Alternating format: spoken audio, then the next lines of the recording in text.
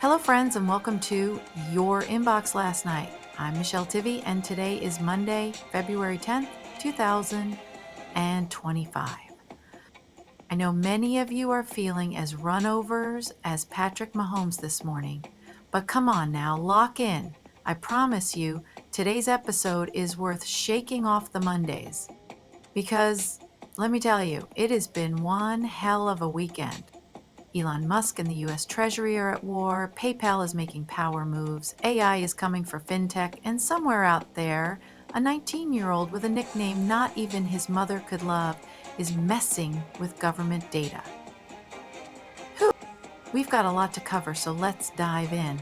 But before we do, we have some new friends with us this week. Please go over to the email you received and click on the Morning Brew link to check them out. They're a lot like us, smart and snarky. Just go to the email you got this episode from or to the link in the show notes, find the Morning Brew link, and please click on it so we can prove to them that our audience is engaged. Thank you. Appreciate it a lot. As we promised, we're staying on top of the ongoing chaos at the U.S. Department of the Treasury, where Musk and his Department of Government Efficiency, aka Doge, have managed to turn a fairly mundane payment system into the battleground for regulatory power, privacy concerns, and, oh yeah, national security threats. So where are we now? You didn't try to go to the CFPB website over the weekend, I hope, because if you did, you know that Doge's latest victim lost its homepage. Musk tweeted, "RIP CFPB," and then started hacking away at that agency.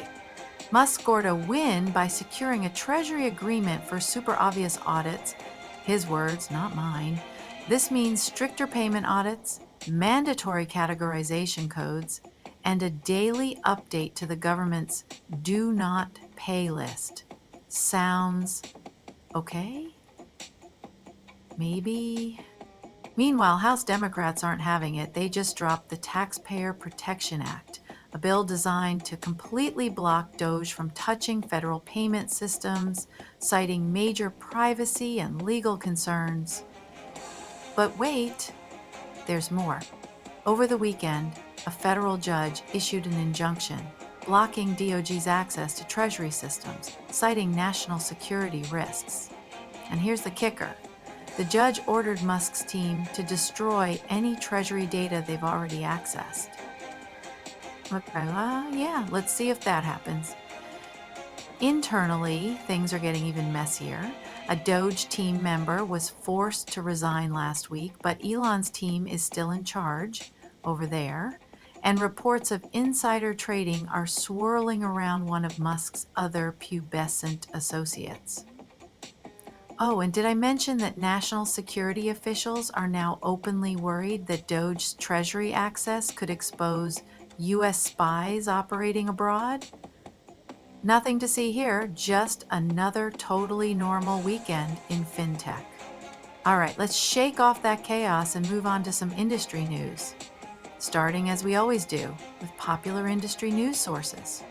Visa's latest report reveals massive growth in the cross-border payments market, with a huge emphasis on security enhancements.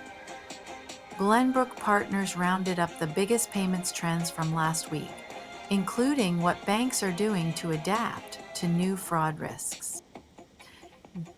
DTN, Digital Transactions Network, has some must-read insights on real-time payments and how they're shifting consumer behavior.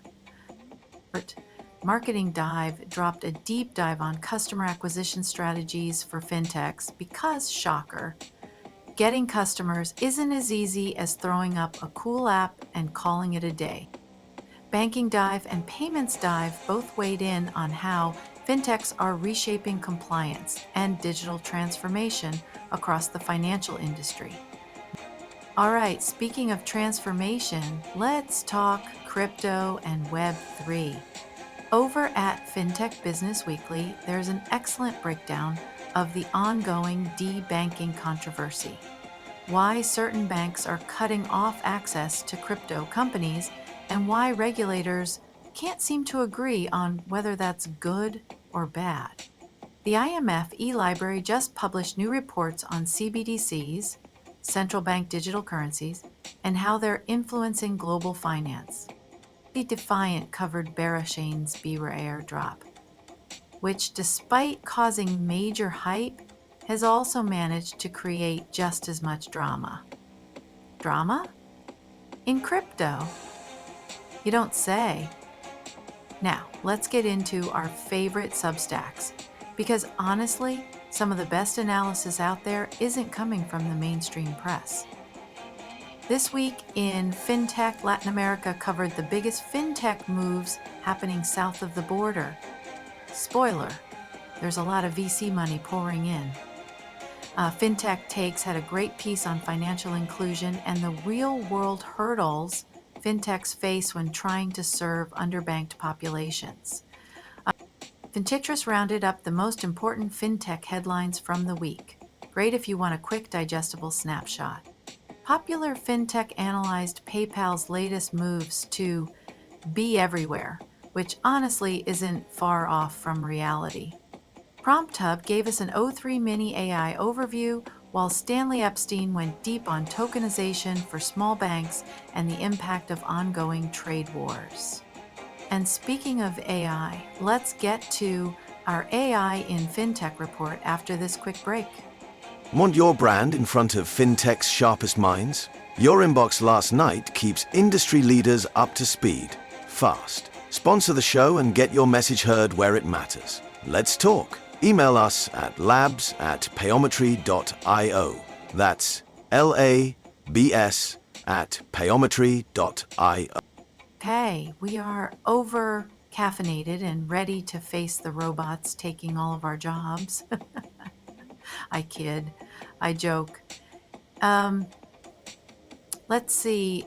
Creator Economy just covered a no-code AI tool that's supposedly faster than Google at building apps. Superhuman highlighted an AI model that cost just $50 to train, which should terrify the big players.